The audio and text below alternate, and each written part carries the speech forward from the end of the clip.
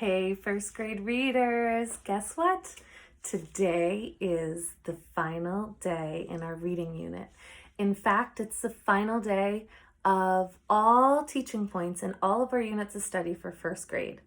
Mr. Moskowitz, Mrs. Nelson, Mrs. Reardon, and I are all so very proud of you and all the work you've done all year long, but especially the work you've been doing since you've been learning remotely at home. Today, readers, I want to teach you that readers can also read like writers, comparing and contrasting the styles of different books. Readers notice an author's choices and think, how is the style of this book similar to the style of another book? How is it different? Why did the author write it this way? Readers, all these questions that you can consider today, we're going to focus on nonfiction. But you can do this kind of thinking with fiction books as well. And as you get older and move through upper grades, you're going to be doing a lot of this work. This is really the foundation for all the years to come in reading and really comprehending the books you're reading. So as we read today, you can think about that.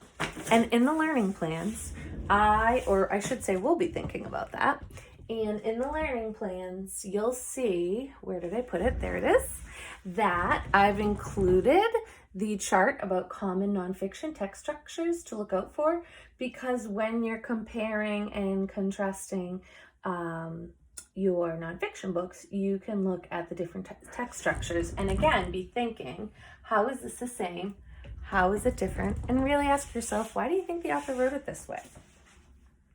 I'm going to finish reading the nonfiction book Sharks with you today, and we can do the thinking together. So yesterday we finished reading a part about hammerhead sharks. We have a few more pages to go. Sharks have extra senses that people don't have. They have tiny sensors to feel electricity. The sensors look like tiny holes in the shark skin. If you look really close, you can see them right there. You can also pull this book up on your computer at home. All animals give off some electricity. Sharks can sense that, and this helps them hunt in the dark. Hammerhead sharks have wide heads, so they have a lot of sensors to feel electricity. Some fish hide in the dark at the bottom of the ocean. Hammerheads can use their special sensors to find them. Hammerheads even find fish hiding under the sand. Sharks have another sensor that goes along with their bodies. There is one on each side. This sensor is called the lateral line. This sensor helps them feel small changes in the water. When it is too dark to see, sharks can use their other senses.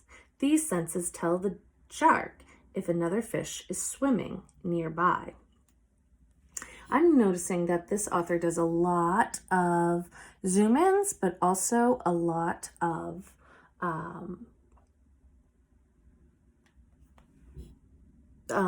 arrows, or what would be kind of an arrow, to show you exactly what he's talking about when he's talking about the shark's senses and how they use them. That's different from some of the other books that we've been reading up on sharks. Some sharks can shine light in the dark. The lantern shark lives in the deep sea and shines in the dark.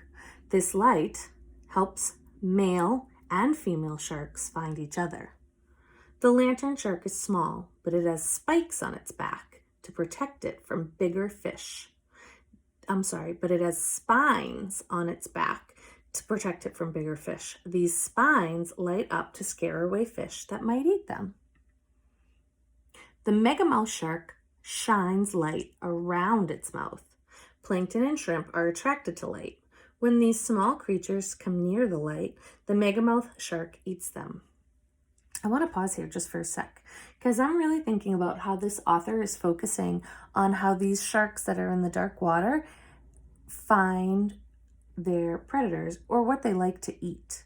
And it makes me think of parts of this Nat Geo book and that the author in this book did talk a little bit about shark attacks.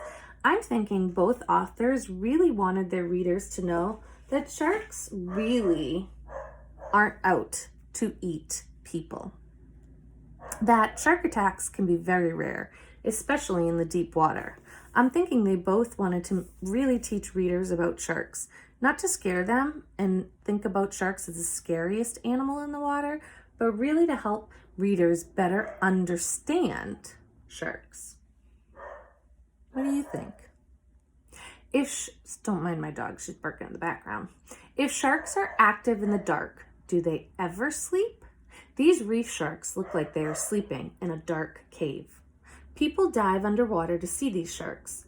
The divers can see that the sharks' eyes are moving. The sharks are watching the divers. So maybe the sharks are not really sleeping.